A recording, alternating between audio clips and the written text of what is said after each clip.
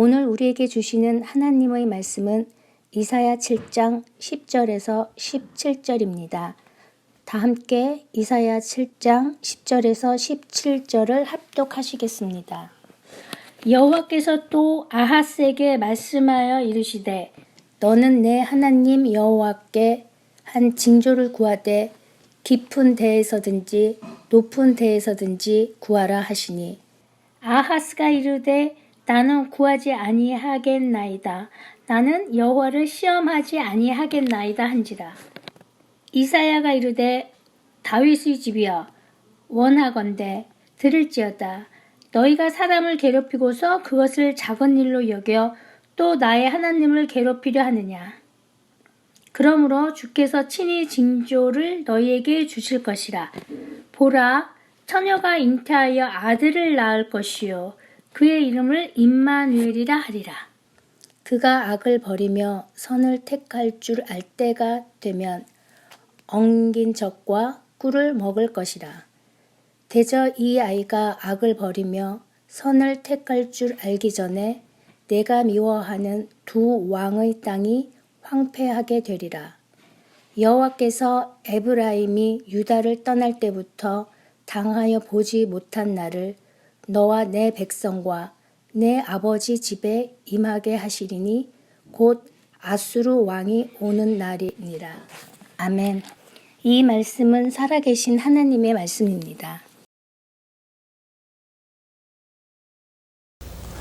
오늘부터 대림절이 시작이 됩니다. 대림절은 크리스마스 전 4주간 예수님께서 이 땅에 오심과 그리고 다시 오실 예수님을 기다리는 절기입니다. 이 기간 동안 우리는 우리를 구원하시려고 예수 그리스도를 이 땅에 보내주신 하나님의 지극하신 사랑과 예수님의 구원의 은혜를 묵상을 합니다. 하나님께서는 인류를 구원하시려고 뜻을 갖고 계셨습니다. 그러나 사람들은 하나님의 뜻을 매번 저버리게 되었습니다.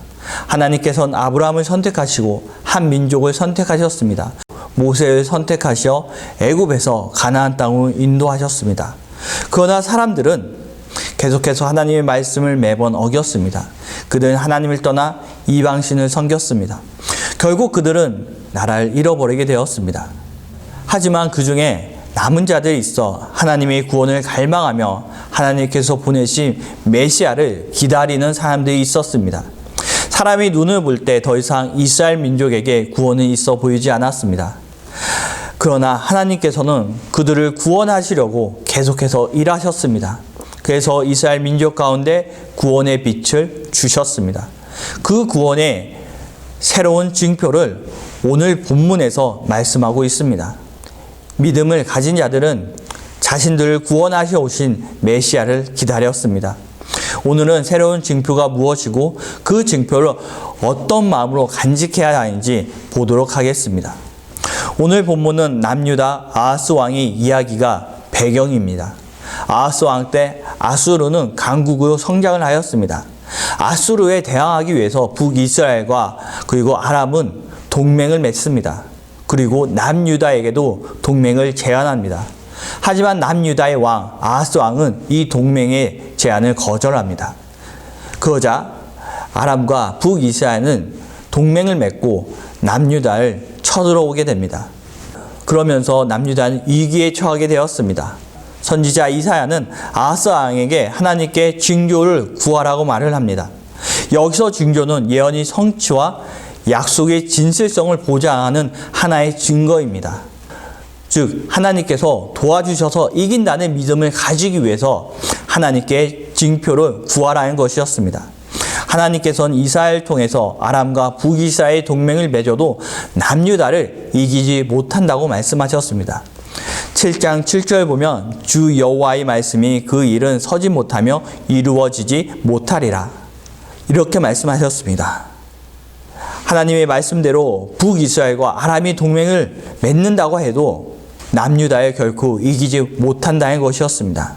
그러니 이 하나님의 말씀이 이루어지도록 이것을 믿도록 하나님께 징표를 구하라고 이사야는 아하스 왕에게 말을 하였습니다. 그러나 아하스 왕은 하나님께 징조를 구하지 않겠다고 말을 합니다. 12절 보면 아하스가 이르되 나는 구하지 아니하겠나이다. 나는 여호와를 시험하지 아니하겠나이다 한지라. 여기서 아하스가 여호와를 시험하지 않겠다는 말은 믿음이 좋아서 하나님을 시험하지 않겠다는 것이 결코 아닙니다. 이것은 하나님을 믿지 않겠다는 불신앙의 고백입니다. 아하스 왕은 여호와 하나님을 믿지 않겠다고 말을 하였습니다. 하나님께서 이미 북이스라엘과 아람이 남유다를 이기지 못한다 말씀하셨는데 하나님을 믿지 않고 그는 아수르 왕에게 도움을 요청합니다. 열왕기하 16장 7절 보면 아하스가 아수르 왕 디글라 발레세에게 사자를 보내 이르되 나는 왕이 신복이요 왕이 아들이라. 이제 아람과 이스라엘 왕이 나를 치니 청하건대 올라와 그 손에서 나를 구원하소서 하고, 아수르는 아람과 북이스라엘 그리고 유다까지 내려와서 침공할 수 있는 명분을 얻게 되었습니다. 아수르는 아람 왕 느신을 죽이고 전쟁에서 승리를 하였습니다. 그 결과 남유다는 아람군을 아수르의 도움으로 이기게 되었습니다. 그러나 이긴 것이 아닌 상태가 됩니다. 아수르는 남유다를 침략하는 아람군보다 더 많은 것을 가져가게 됩니다. 8절 보면 아하스가 여호와의 성전과 왕궁 곳간에 있는 은금을 내어 아수르 왕에게 예물로 보내었더니, 역대하 28장 21절로 보면 아하스가 여호와의 전과 왕궁과 방백들의 집에서 재물을 가져다가 아수르 왕에게 주었으니 그에게 유익이 없었더라. 수많은 역사에서 힘이 없는 나라는 결코 자신을 지킬 수 없고 남의 도움으로 나라를 유지했을 때 더 많은 것을 잃어버리게 되는 모습을 우리는 보았습니다. 그런 일이 오늘 말씀에서도 일어났습니다. 아하스 왕은 왜 하나님께 징표를 구하지 않았을까요?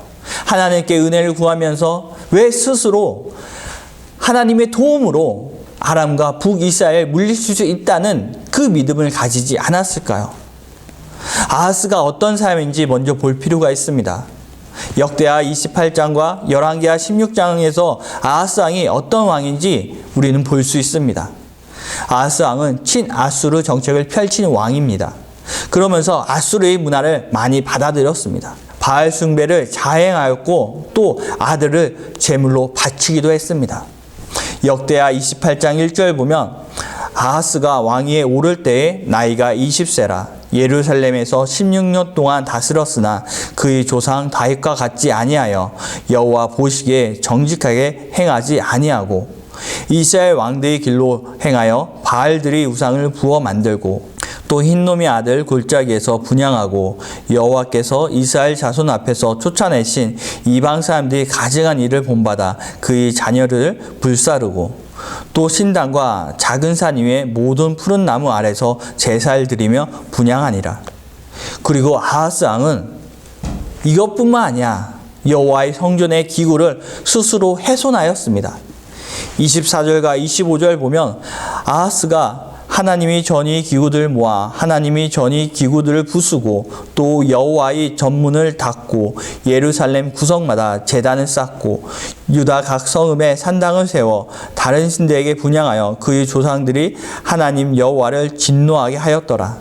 그는 다메섹에서 아수르의 제단을 보고 제사장 우리아에게 명령하여 제단을 세우고 여호와 하나님의 성전의 물두멍과 놋바다를 훼손하였습니다. 아수르 왕은 눈에 보이지 않는 여호와 하나님을 믿지 않고 눈에 보이는 강한 아수르를 믿었습니다. 그런 아수르처럼 되고 싶어 아수르의 문화를 받아들이고 모방하기 시작하였습니다. 그래서 아하스 왕은 여호와 하나님을 시험하지 않겠다 말을 한 것입니다. 이 말의 의미는 여호와 하나님을 믿지 않고 눈에 보이는 아수르를 믿겠다는 것입니다. 그가 믿는 것은 여호와 하나님이 아닌 강한 나라 아수르였습니다. 눈에 보이는 강한 힘만 쫓아갔기 때문에 그는 여호와 하나님을 버린 것입니다. 아하스 왕은 강한 힘을 따랐습니다. 누구나 강한 자가 되고 싶어하고 강한 편에 서고 싶어합니다. 우리 주변에는 이렇게 아하스 왕 같은 사람들이 많이 있습니다. 눈에 보이지 않는 것보다 눈에 보이는 강한 힘을 따르는 사람들은 많이 있습니다. 어쩌면 이런 선택은 이성적이고 합리적인 것처럼 보입니다. 불가능한 것을 믿고 따르는 것보다 눈에 보이며 가능한 것을 선택하는 것은 마땅해 보입니다.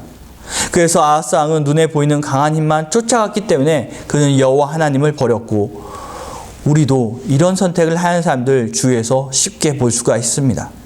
하지만 하나님의 마음은 괴로우셨습니다. 하나님은 아하스 왕을 도와주셔서 이스라엘과 아람의 군대를 물리쳐 주시려고 하였는데, 아하스 왕은 하나님을 의지하지 않고 하나님께 도움을 구하지 않고 징표를 구하라 하였는데 징표를 구하지 않겠다 말하며 하나님의 말씀을 거부하였습니다. 이때 하나님께서는 새로운 징표를 주신다 말씀하십니다.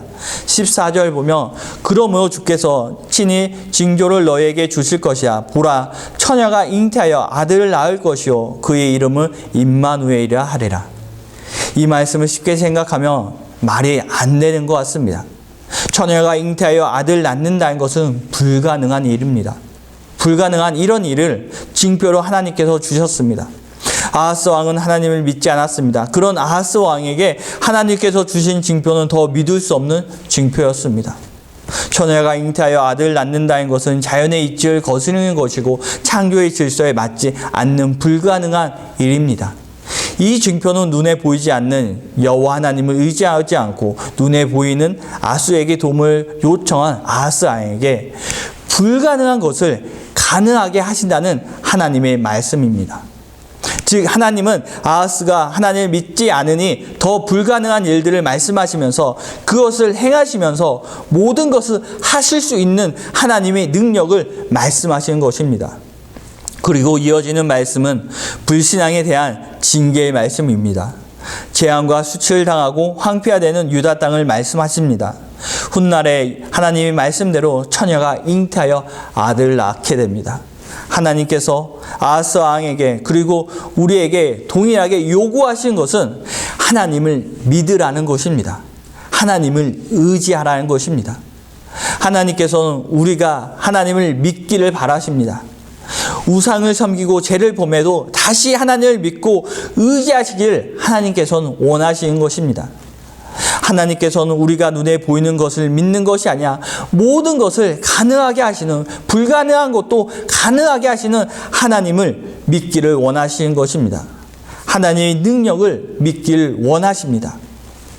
하나님께서 우리에게 새로운 징표를 주신 것은 그 어떤 불가능한 일도 다 이루신다는 것을 보여주시기 위해서입니다.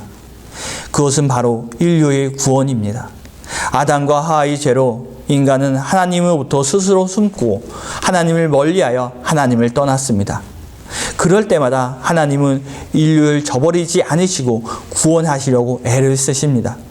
아브라함을 선택하시고 이스라엘 민족을 선택하시어 하나님의 말씀을 주시어 살게 하셨습니다. 그러나 하나님의 말씀을 잊어버리고 다른 우상들을 이스라엘은 섬겼습니다. 다시 다윗을 통하여 언약을 맺으셨지만 그들은 하나님의 말씀을 떠나 하나님을 잊어버렸습니다. 그런데 새로운 징표를 통하여, 즉 예수 그리스도를 통하여 하나님께서는 인류의 구원을 이루십니다. 예수 그리스도를 믿기만 하면 구원을 받도록 하셨습니다. 즉 불가능해 보이는 일은 새로운 징표 예수 그리스도를 통하여 이루어지게 되었습니다. 새로운 징표는 불가능한 일처럼 보였습니다. 인간이 지식으로 이해할 수 없는 일입니다. 그러나 하나님께서는 인간이 이해할 수 없고 불가능한 일을 통하여 일을 하신다는 것을 보여주셨습니다. 그래서 인간이 해야 하는 것은 바로 하나님을 믿는 것입니다. 하나님께서는 아하스 왕에게 믿을 수 있도록 징표를 구하라 말씀하셨습니다. 그러나 아하스 왕은 그것을 구하지 않았습니다.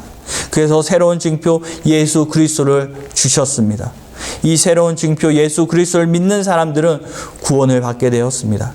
구원을 받기 위해서는 새로운 징표를 믿는 일이 가장 결정적인 것입니다. 그러나 이 새로운 징표를 사람들은 쉽게 믿지 않습니다. 왜냐하면 그것은 초자연적인 일로 인간이 가진 지식으로 이해할 수 없는 일, 불가능한 일이기 때문입니다.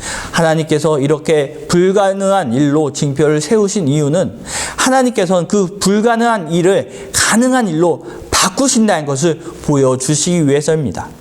아하스 왕이 왜 하나님께 징표를 구하지 않았을까요? 그것은 바로 눈에 보이지 않기 때문입니다. 사람은 눈으로 보이고 자신이 모유 이해할 수 있는 것만 믿으려고 합니다. 그러나 하나님께서는 그 불가능한 일을 가능하게 하시는 분입니다. 우리는 이것을 믿어야 합니다. 믿음을 가져야 합니다.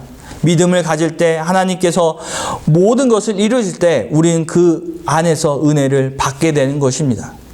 우리가 이 대림절 기간에 믿음을 더 깊게 가져야 합니다. 대림절은 구원하시기 위하여 이 땅에 오신 예수님, 그리고 다시 오실 예수님을 믿음을 가지고 묵상하는 기간입니다. 믿음이 없이는 이 기간을 보낼 수가 없습니다. 예수님은 이미 이 땅에 오셨습니다. 이것은 눈에 보이는 증거입니다. 성상절은 눈에 보이는 날이 되었습니다. 그러면서 우리는 또 한편으로 눈에 보이지 않는 예수님의 재림을 믿음을 가지고 기다리게 됩니다. 2000년 전에 이 땅에 오셨던 것 같이 앞으로 다시 이 땅에 오실 예수님을 믿음을 가지고 기다려야 합니다. 대림절은 오셨던 예수님, 그리고 다시 오실 예수님을 기다리는 절기입니다. 믿는 문제 결코 쉽지 않습니다. 이사야의 예언대로 처녀가 잉태하여 아들을 낳았지만 이것을 믿지 않는 사람들은 여전히 존재하고 있습니다. 그 이유는 눈에 보이는 것만 더 믿으려 하기 때문입니다. 아하스 왕은 눈에 보이는 힘 아수르만 믿었습니다. 그러나 눈에 보이는 것이 결코 전부가 아닙니다. 눈에 보이는 아수르를 의지한 남유다는 부흥하게 되었을까요? 전혀 그렇지 않습니다. 오히려 바벨론에 의해서 망하게 되었습니다. 눈에 보이는 것, 내가 아는 것이 결코 전부가 아닙니다. 반짝인 것에 우리는 현혹될 수 있습니다. 반짝인다고 모두 다 다이아몬드나 귀한 보석은 결코 아닙니다. 아람과 북이스라엘 연합군대를 무찌르는 아수르는 대단하였고 이후로도 강대국이 되었습니다. 그러나 그 힘은 결코 영원하지 못하였습니다. 역사의 흐름에서 아수르는 한순간만 강한 국가였습니다. 그렇기 때문에 진정한 믿음을 가지기 위해서는 눈에 보이는 것을 의지해서는 안 됩니다. 강한 믿음을 가지기 위해서는 우리는 눈을 감을 필요가 있습니다. 내 눈앞에 보이는 것은 모두 다 힘든 문제이고 쉽게 해결되지 않는 문제만 보입니다. 그것만 바라본다면 우리는 결코 문제에 사로잡혀 스트레스에 더 발목이 잡혀서 아무것도 할 수가 없을 것입니다. 더욱 낙심하게 되고 우리의 마음은 주저앉게 될 것입니다. 문제를 해결할 수 있는 힘은 쉽게 보이지 않습니다. 그렇기 때문에 보이는 것에 너무 의지할 필요가 없습니다. 불가능한 것 해결하신 하나님을 믿기 위해서는 먼저 눈에 보이는 것만 의지하지 말고 눈에 보이는 것에 현혹되지 말아야 합니다. 우리가 고개를 들어 보는 것은 주님을 먼저 바라봐야만 합니다. 보이는 것보다 하나님의 사람을 통하여 주시는 하나님의 말씀에 집중해야 합니다. 이사야를 통하여 여호와의 말씀은 전달되었지만 아하스 왕은 그것을 듣지 않았습니다. 아무거나 들으면 더 상황 파악이 힘들고 또 잘못된 판단을 할 수 있습니다. 그래서 무엇을 듣는지는 매우 중요한 문제입니다. 그럴 때 우리가 들어야 하는 것은 바로 하나님의 말씀입니다. 하나님의 사람을 통하여 전달하시는 그 말씀에 집중을 해야 합니다. 그러면 지금 눈에 보이는 것에서 벗어나 그 뒤에 지금은 보이지 않는 것들이 보이게 될 것입니다. 하나님이 사람을 통하여 전하는 말씀을 들을 때 하나님에 대한 믿음이 생기게 됩니다. 여호수아서에서 라합은 정탐꾼들을 숨겨준 일이 있습니다. 라합은 이스라엘 민족이 여리고성에 왔을 때 그들이 승리할 걸 알고 정탐꾼을 숨겨주면서 그들에게 뒤에 자신이 가족을 지켜달라고 보호해달라고 그는 요청합니다.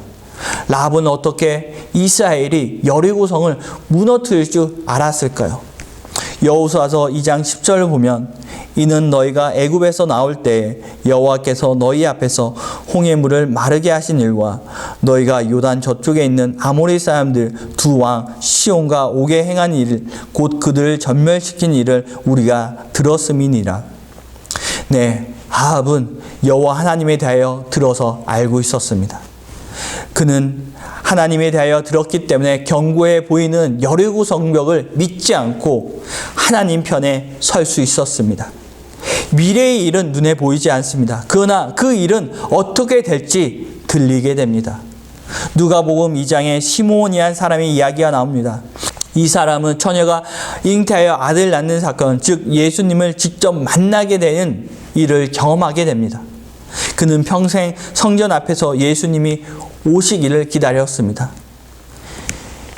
누가복음 2장 25절과 26절 보면 예루살렘에 시몬이야 하는 사람이 있으니 이 사람은 의롭고 경건하여 이스라엘의 이로를 기다리는 자라. 성령이 그 위에 계시더라. 그가 주의 그리스도를 보기 전에는 죽지 아니하리라 하는 성령의 지시를 받았더니, 시몬이 그렇게 예수님을 기다릴 수 있었던 이유, 평생의 성전에 앉아서 예수님을 메시아를 기다릴 수 있었던 이유, 바로 성령의 지시를 받았기 때문입니다. 그것을 들었기 때문에 그는 예수님을 기다릴 수 있었던 것입니다. 하나님을 의지하기 위해서 눈에 보이는 강한 힘보다 하나님의 말씀을 더 들을 때 우리는 믿음을 가지게 됩니다. 아하스 왕이 이사야를 가까이 하고 그를 통하여 하시는 하나님의 말씀을 들었다면 남유다는 수치와 고통을 당하지 않았을 것입니다. 아하스 왕은 이스라엘과 아람의 동맹군을 아수르가 물리쳐 주자 순간 좋았을 수 있으나 결국에 여호와 하나님을 버려 아수를 쫓아다니면서 나라는 점점 쇠락의 길을 걷게 됩니다. 그의 아들 시스기야 왕이 나오면서 다시 하나님께 돌아간 것 같지만, 므낫세시아는 가장 악한 왕이 나오면서 다시 우상을 섬기면서 여호와 하나님으로부터 떠나게 되면서 바벨론에 의해서 남유다는 망하게 되었습니다. 눈에 보이는 것만 믿었을 때 결국 좋은 길로 가는 것이 아니라 더 패망의 길로 가게 됩니다.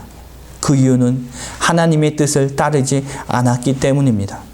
아하스 왕은 북이스라엘과 아람 동맹군을 보면서 전지전능하신 하나님이 도움을 구하지 않고 아수에게 도움을 구하였습니다. 그는 이스라엘과 하나님의 징표를 구하라는 말씀을 거부하였습니다. 그때 하나님께서는 불가능해 보이는 새로운 징표를 말씀하십니다. 그 징표는 바로 불가능해 보이는 인간을 구원해 주시는 징표입니다. 사람의 머리로 이해할 수 없는 것을 새로운 징표로 삼으셨습니다. 이 불가능한 새로운 징표는 이루어지면서 이 새로운 징표로 수많은 사람들이 구원을 받게 되었습니다. 바로 예수 그리스도로 인간은 구원을 받게 되었습니다. 사람은 하나님께서 세우신 이 징표를 믿으면 됩니다. 그러나 눈에 보이는 것에 현혹되어 쉽게 믿지 못합니다. 그리고 또 자신이 가지고 있는 지식으로 이해할 수 없을 때 더 믿지 못하게 됩니다. 눈에 보이는 것에만 의지한다면 결코 하나님을 믿지 못하게 됩니다. 결코 하나님을 의지할 수 없습니다. 하나님을 믿고 의지하기 위해서 하나님의 말씀을 전하는 하나님의 사람의 말을 들어야 합니다. 아하스 왕은 이사야의 말을 듣지 않았습니다. 아하스 왕은 영원한 것을 버리고 한순간에 강한 힘을 의지하였습니다. 진정 강한 힘을 찾으시나요? 강한 편에 서고 싶으신가요? 그것은 여호와 하나님 편에 서는 것입니다. 진정 강한 힘, 영원한 힘은 여호와 하나님, 그리고 예수님, 그리고 성령님과 함께하는 것입니다. 눈에 보이는 번쩍이는 것, 잠깐 번쩍이는 것에 현혹되지 마시고 그것을 따라가지 마시고 오직 영원하고 절대적인 힘, 여호와 하나님만 의지하시기 바랍니다. 그때 하나님께서 일하시는 것을 경험하게 될 것입니다. 하나님의 은혜를 체험하게 됩니다. 하나님의 강한 팔로 여러분의 모든 것을 돌보시고 평안을 주실 것입니다. 다 함께 기도하시겠습니다.